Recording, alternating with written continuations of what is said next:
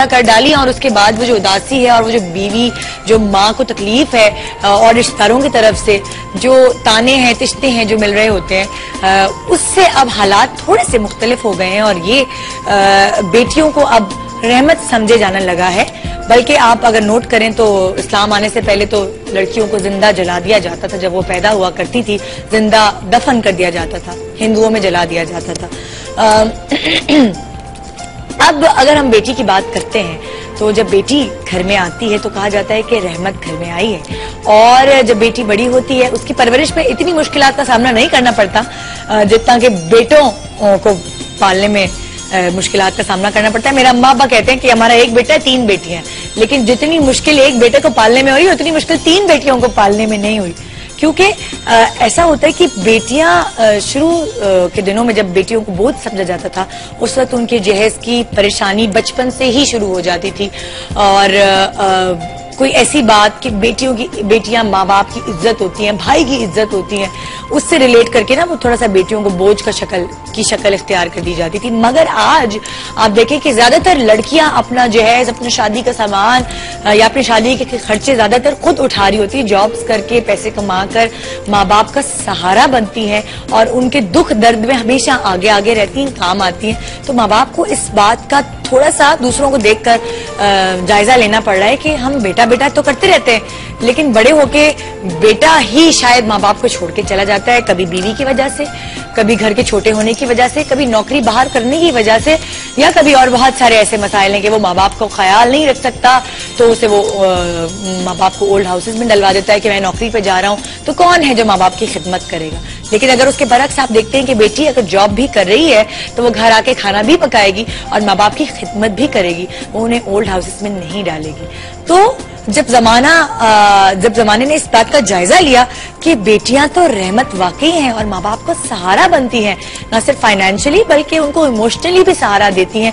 अगर उनकी शादी हो जाती है तब भी वो अपने मियाँ से दिन मांग रही होती है कि प्लीज आज तो मुझे अपने माँ बाप के घर जाने दो, लड़ाई कर रही होती है बाकायदा कि आज मुझे अपने मैके रहने जाना है, खुदा के लिए 1 हफ्ते के लिए तो जाने दो, बच्चों की छुट्टियां हो गई हैं।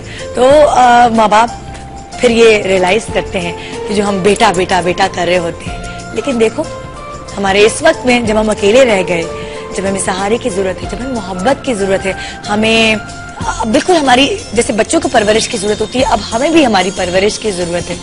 तो बेटियां ही तो हैं जो आके हमारा हाथ थामती हैं, या हमें गले से लगाती हैं, या हमारे सर में तेल की मालिश करती हैं, या हमारे पैर दबाती हैं।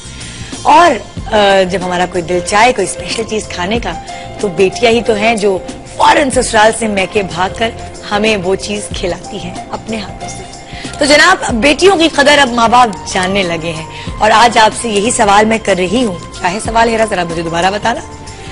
बेटी से आपका कैसा ताल्लुक है? अगर आप माँ हैं या बाप हैं तो आप बताइए कि आपकी बेटी से आपका रवैया कैसा रहा है सारी जिंदगी, और उससे कितना पक्का रिश्ता है, किस तरह का ताल्लुक है। जैसे मैं अगर आपको बताऊं कि मेरे अब्बा का मुझसे ताल्लुक एक दोस्त की तरह है, एक फ्रेंड की तरह है, मेरी अम्मी का भी यही ताल्लुक है। हाँ, मेरी अम्मी थोड़ी मास्टरनी प्रिंसिपल बन जाती है तो डिसिप्लिन पैदा करने के लिए घर में, मगर माँ बाप से रिश्ता है बेटी का एक दोस्त का। आपका क्या रिश्ता है या आपकी बेटी का आपसे क्या रिश्ता है, ये आज आप हमें बताएंगे। साथ साथ आइस एज 4 रिलीज हो रही है और वो मीडिया पार्टनर उसका एयरवाई है। 29 जून से हो रही है रिलीज और आप सिनेमाज में उसको देख सकेंगे। मेरे बच्चे बड़े एक्साइटेड हैं और 4 पासेस हम गिफ्ट कर रहे हैं आज आपके बच्चों के लिए। तो जब आप सवाल का जवाब हमें बहुत अच्छे से देंगे, 4646 पर ज्यादा से ज्यादा SMS करेंगे तो आपको हम गिफ्ट करेंगे आज आइस एज 4 की तरफ, आइस एज 4 के 4 पासेस।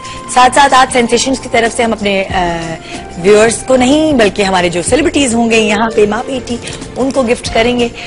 जबरदस्त गिफ्ट हैम्पर्स होंगे सेंसेशंस की तरफ से। और साथ साथ जो जोड़ा मैंने पहना है वो रबिया मोइन का है जो डिजाइनर्स पे अवेलेबल है, और डिजाइनर्स ना सिर्फ यहाँ कराची में है बल्कि साथ साथ आपको बताती चलूं कि दुबई में भी उसकी ब्रांच ओपन हो गई। और मैं अभी ब्रेक के बाद आपको ये भी बताऊंगी कि दुबई से अगर आप वो कपड़े जो मैं पहने होते हैं आप खरीदना चाहें, कौन कौन से डिजाइनर्स के कपड़े आप the designers under one roof एक साथ बहुत सारे डिजाइनर्स के कपड़े आपको मिल सकते हैं दुबई में भी। उसका एड्रेस भी मैं आपको बताऊंगी ब्रेक के बाद। और बहुत कुछ है प्रोग्राम में। आज अर्जुमन रहीम होंगी अपनी अम्मी के साथ। बहुत कम ऐसा होगा कि आपने अर्जुमन को अपनी अम्मी के साथ देखा होगा। उनकी अम्मी शहवार रहीम जो है वो भी अपने जमाने में बहुत ही प्यारे प्यारे प्लेज में काम कर चुके हैं। स्पेशली शहजाद खलील के साथ उन्होंने बहुत सारे प्लेज में काम किया। जब आप उनकी शक्ल देखेंगे तो आपको लगेगा वाकई अर्जुमन और उनकी अम्मी एक दूसरे से कितना मिलती हैं, और आपको एकदम याद आ जाएगा, ओहो इनका ड्रामा तो हमने देखा है।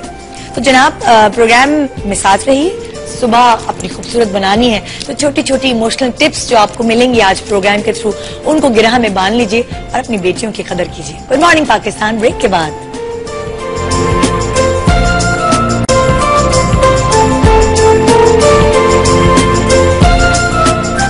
Just when things were coming together. Oh, my whole familia! See? He still hugs his parents. It all fell apart. Ellie! Daddy! I will find you! Now, getting home. Battle station! The pirates. Wugga, wugga, wugga, wugga. Pooda, pooda. Ta-da! That they got. Ice Age Continental Drift. Only in